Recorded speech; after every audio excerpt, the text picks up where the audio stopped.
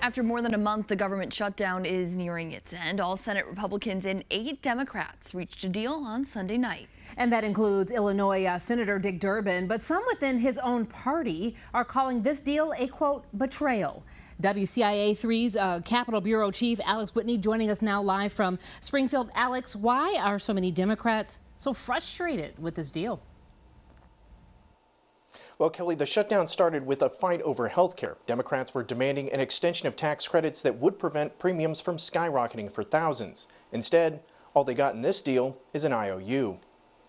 After 40 days of back and forth, lawmakers finally started to see a light at the end of the tunnel on Sunday night.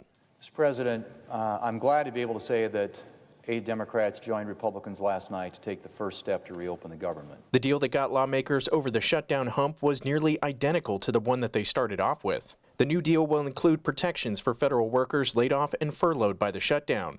But there were no provisions regarding health care or extending tax credits, only a promise to vote in December.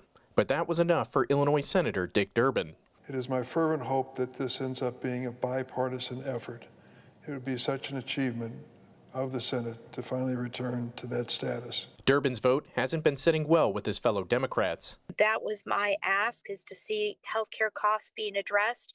What is disappointing about the deal that was made with some Senate Democrats and a number of Republicans is that it does not address those healthcare costs. It isn't just Budzinski speaking out. Governor Pritzker called the deal an empty promise. The candidates running for Durbin's seat, Representatives Robin Kelly and Rajna Krishnamurthy, along with Lieutenant Governor Juliana Stratton, all condemned the move. Stratton called it a betrayal of the American people. Healthcare cannot be the trade-off, and an empty promise just isn't enough.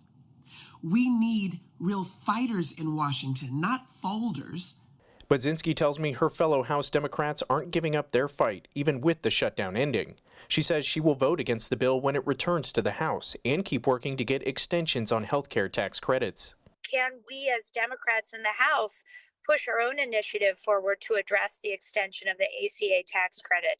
Could we be utilizing things like the discharge petition in order to force a vote on the House floor to see our ACA tax credits extended? While they're getting plenty of criticism, none of the Democrats who sided with Republicans put themselves at much risk electionally. None of them are running for election in 2026. Dick Durbin is retiring at the end of his term in January of 2027. Reporting here in Springfield, Alex Whitney, WCIA 3, your local news leader.